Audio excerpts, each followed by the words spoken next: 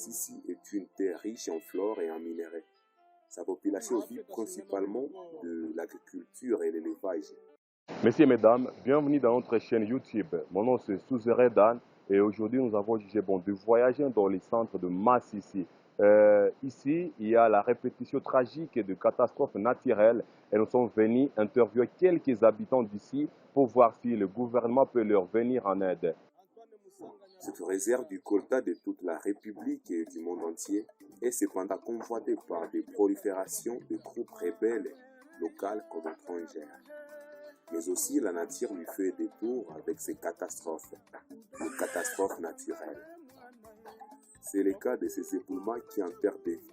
Nous sommes à présent devant M. Filémon, où la parcelle a été envahie par la terre écroulée à 3 reprises. Mon nom c'est Souzéré Dan et vous? Moi, c'est Filémon. On constate qu'ici chez vous, il y a eu des éboulements de terre aussi. On se demande si c'est l'habitude ou c'est juste cette année qui se produit. Cette année. Juste cette année? Mais c'est la troisième fois qu'il s'est produit. Ah, troisième fois. Et quand ça se produit, ça abîme toujours la maison ou c'est la première fois? C'est la troisième fois. Et ça a abîmé aussi la latrine pour la deuxième fois. Alors, est-ce qu'il y a moyen que le gouvernement puisse vous venir en aide? S'il veut, il peut venir. S'il y a la possibilité. Est-ce que vous avez l'idée que vous pouvez proposer au gouvernement pour aider la population d'ici, pour mettre fin à cette tragédie d'éboulement, puisque j'ai entendu qu'il y a des morts et ça tue toujours les gens d'ici. Peut-être en vous proposant de nouvelles méthodes de construction. Il peut venir s'il veut, puisque c'est sa cité. Est-ce que vous trouvez qu'il peut y avoir une solution? Il peut nous aider, même avec les dons, puisque nous sommes des vulnérables. Regardez même ici. Je ne sais pas quoi faire pour dégager cette terre parce que je n'ai pas d'argent ni de moyens. Quand j'étais arrivé, on m'avait dit qu'il y a de fusils là-bas. Et si votre parcelle s'écroule, l'espace vide sera toujours le vôtre ou carrément celui de tes voisins d'en bas? Non, il sera toujours le mien. Même si ça s'écroule, il sera toujours le vôtre? Bien sûr que oui. Il sera toujours le mien puisqu'il y a une limite.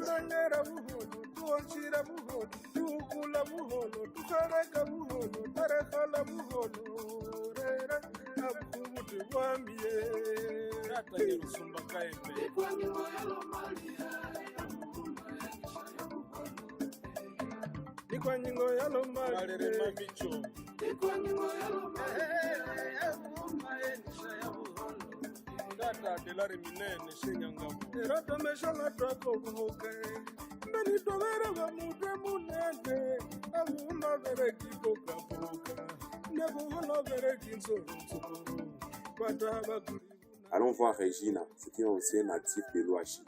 Elle s'installe avec sa famille à Masisi pendant la guerre dont une rébellion locale fut prestateur. Elle nous explique également le problème d'actuelle cascade de méandres qui jetait l'encre sur ces bons paysages.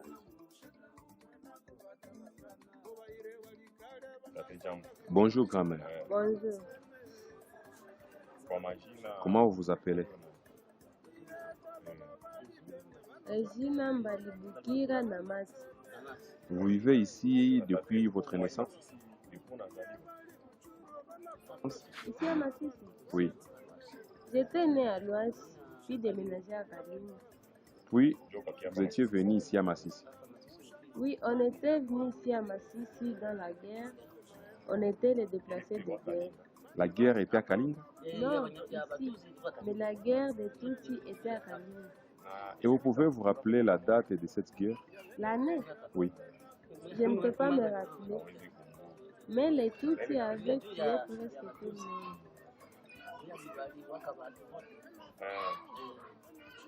La guerre des Maccabées?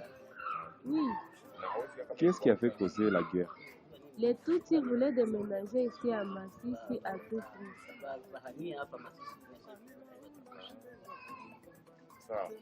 J'ai vu ici un grand méandre et tous les jours s'augmente. Est-ce qu'il est là depuis la création? Tiens, Non, il n'y a pas longtemps. oh, je vois. Il s'est créé il n'y a pas longtemps. Vous étiez déjà né d'ailleurs. Vous pouvez vous rappeler comment ça a commencé? Ça a commencé comme une petite cheminée là-bas en bas. Puis ça grandissait petit à petit. Et maintenant, c'est énorme. Ah, c'est énorme maintenant. Vraiment énorme. Donc ça va arriver jusqu'ici. Regarde toi-même. Vous pensez que les gens peuvent faire quoi pour que ça s'arrête? Oui,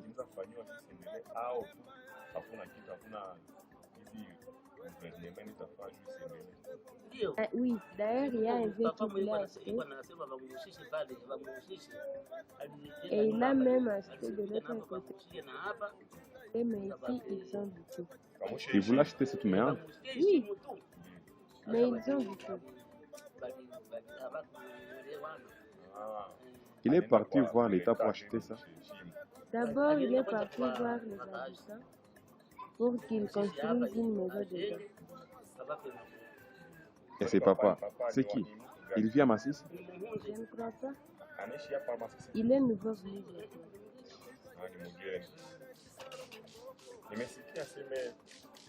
J'ai écouté que les Boulma tuent les gens aujourd'hui à 10 km d'ici.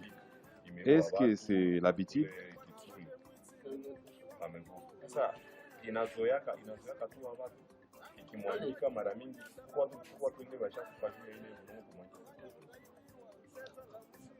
Oui, c'est l'habitude. D'ailleurs, c'est la deuxième fois.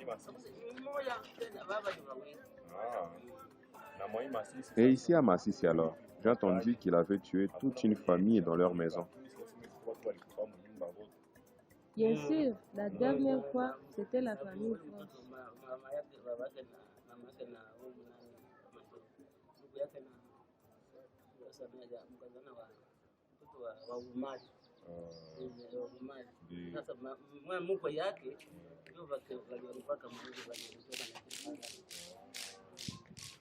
Merci de nous avoir reçus et répondre à nos questions. Moi aussi, je suis contente de vous voir. Vous n'avez pas attendu les nouvelles de là où il y a le Boulma? Il y a eu 2 éboulements là où j'habite aussi. Il y a un jour, j'habite.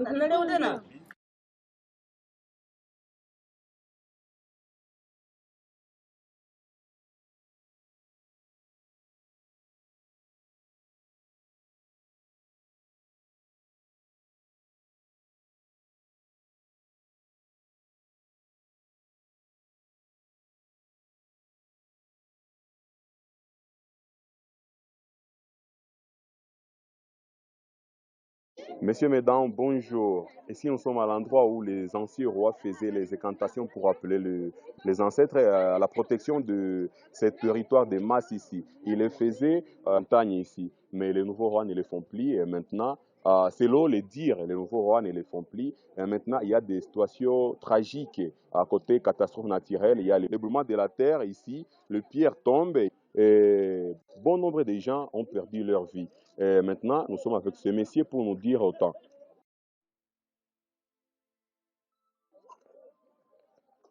Jambo, majina minjo Daniel. Bonjour, mon nom c'est Souzred Dan. Et toi? Muhoza, Tu es natif d'ici? oui, je vis ici. Cet éboulement s'est produit quand? Il s'est écoulé le vendredi passé. Le vendredi seulement? Le vendredi, puis le samedi et le lundi. Combien de gens ont perdu leur vie? On n'était pas capable de les compter vu qu'une grande couche de terre les ont couverts. Il y avait les motards, les camions et la population. Ils avaient trouvé combien de cadavres au moins? Ils avaient trouvé un seul corps, mais les autres non. J'ai entendu que ces montagnes avaient dégagé un tourbillon de fumée lors des éboulements. Est-ce vrai? Lors d'éboulements, la montagne dégageait un tourbillon de fumée comme les chars de combat de M23 ou de FARDC. Et pour la deuxième fois, lors d'éboulements, combien de gens ont perdu leur vie? Il y avait 3 éboulements et qui tuaient les gens à chaque reprise. Dans cette route, est-ce que les véhicules peuvent passer ou les motos? Monsieur, c'est impossible que ces appareils passent. Ah, c'est impossible. Oui, c'est impossible. Même les motos? C'est impossible. Alors, comment les gens font pour faire passer le marchandise ou colis? Les gens sacrifient leur vie pour le transporter au dos à cause de manquement de moyens. Mais s'ils attendent le tremblement, beaucoup se fracturent en voulant se sauver. Pourtant, il n'y a pas l'éboulement. La montagne est tellement lourde. Alors, où est-ce que le véhicule se parque? Il se parque là-bas. Ceux de Goma et ceux de Massissi de l'autre côté. Alors c'est là qui ont déjà sacrifié leur vie passe. Et les tickets de voyage de Massissi à Goma, avant c'était combien? Avant, pour le ticket de transport, c'était à 10 000 francs sans colis sur la moto. Aujourd'hui c'est combien? Aujourd'hui, 2 personnes donnent 35 000 francs sans colis en sortant d'ici. D'accord. Et qu'est-ce que tu peux nous informer d'autres, ce qu'on ne sait pas? Bon, ce que je peux vous informer d'autres, c'est le véhicule qui était arrivé ici le vendredi passé. Après l'éboulement, ils attendaient en croyant qu'on va réhabiliter la route et ils ont commencé à construire le samedi. Et 2 élites ont passé. Et quand ils sont passés, les chauffeurs des camions marque Fuso avaient essayé aussi de passer sans succès. Il était bloqué dans la boue. Ils ont essayé de lui faire sortir là, mais sans succès. Ils avaient jugé bon de revenir le lendemain matin. Ils ont appelé la population à faire les travaux routiers. Ils sont venus et travailler, mais vers 10h, 11h comme ça, l'éboulement s'est reproduit et amené avec lui.